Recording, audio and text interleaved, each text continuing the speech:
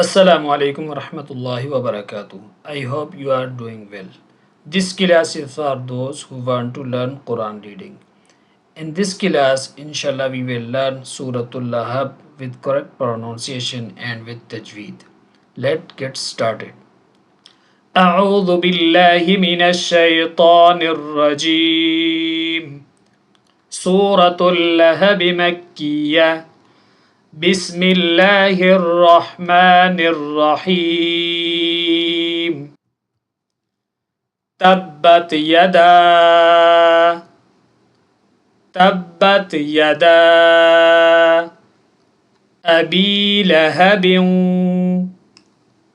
أبي لهب وتب وتب تبت يدا أبي لهب وتب ما أغنى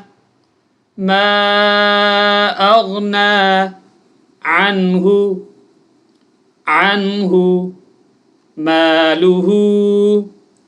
ماله وما كسب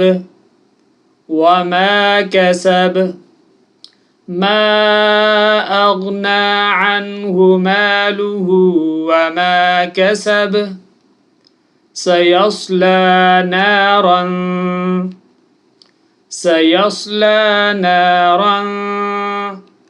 ذات لهب سيصلى نارا ذات لهب وامرأته حمالة الحطب وامرأته حمالة الحطب في جيدها حبل من مسد